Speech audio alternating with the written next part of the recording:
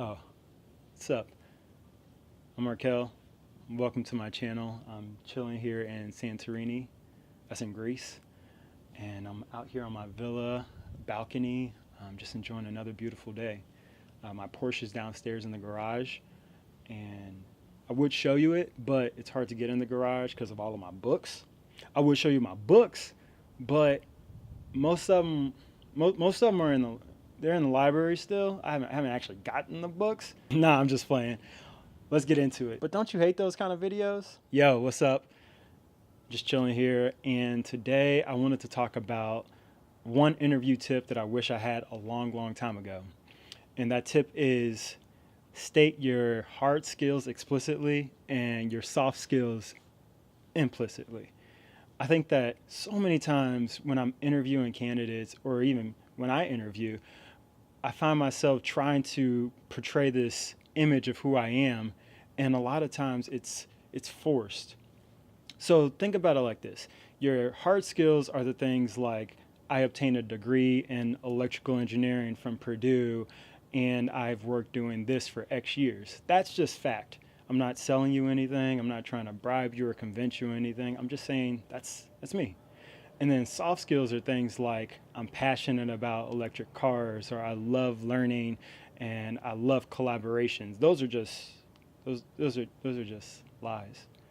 No, but think about it. If someone told you these soft skills that they had, but they didn't demonstrate or they couldn't back it up, what's the point?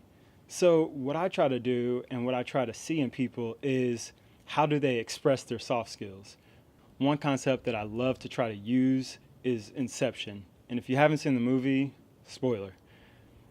The whole concept is you want to have the idea planted in someone's head seem like it was organically theirs, right? You don't want to seem like you told them, I'm passionate about this.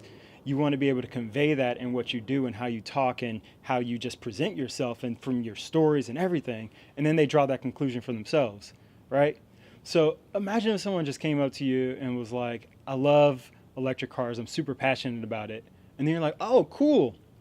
What's your favorite electric car? What do you think about the new Bolt?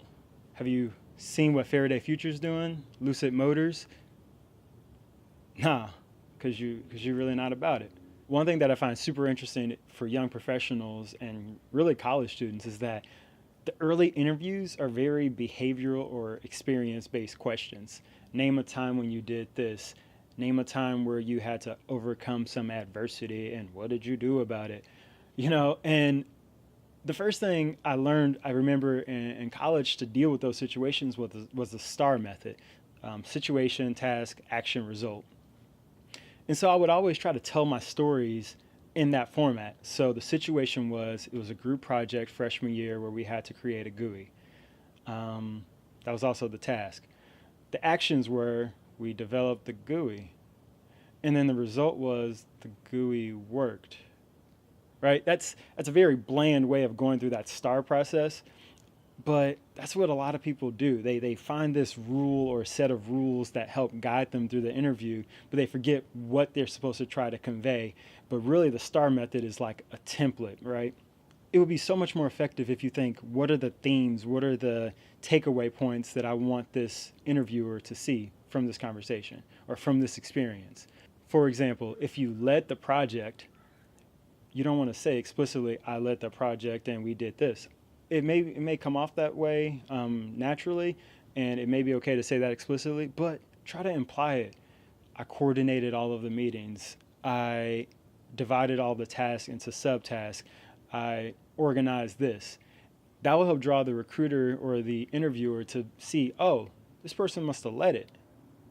Inception. They came up with that conclusion on their own.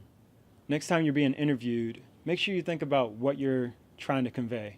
Not just the surface level story, but what are the themes? What are the takeaway points? I feel like a car is coming by, so I'm going to just wait.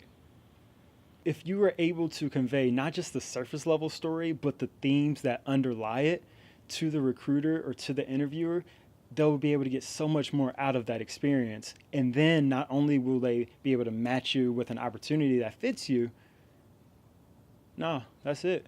They'll be able to match you. That's what you want, right? All right, as always, much appreciated. Like, comment, subscribe to the channel, and let me know what else you'd like to hear.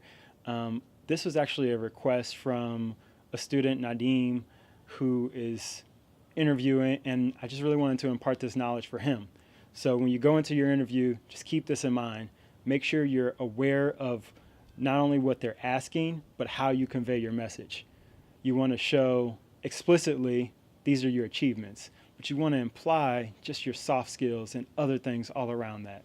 So good luck on your next interview. I'll talk to you guys on the next one. Peace.